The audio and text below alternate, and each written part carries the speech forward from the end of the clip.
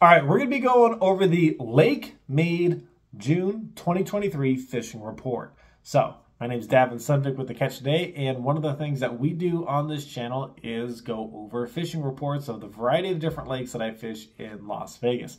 Yes, the thumbnail is correct. That is actually what we caught that day.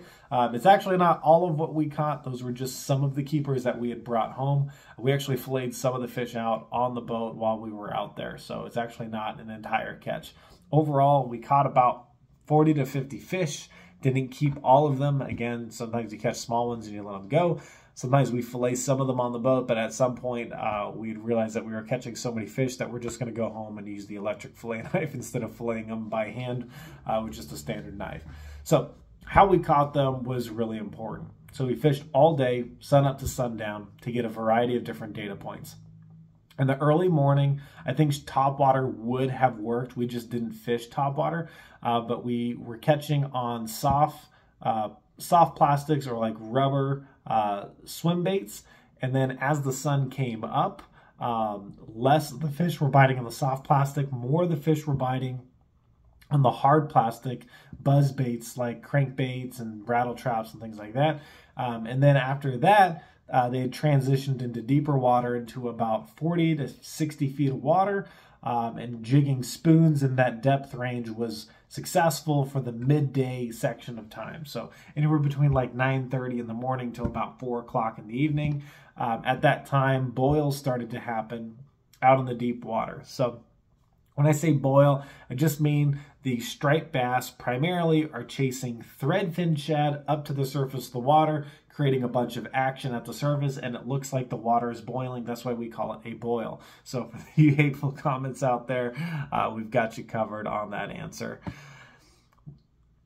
What we're doing to fish the boils is we're again going in that order, but reversed from the morning. So the first boils that you're going to see, primarily they're actually going to be under the surface, so you may not even know that the feeding frenzy is already happening because you may not see a lot of surface activity, but there are fish out there. So if you can find them on the graph, then or if you want to troll those hard plastics buzz baits until you can find the fish.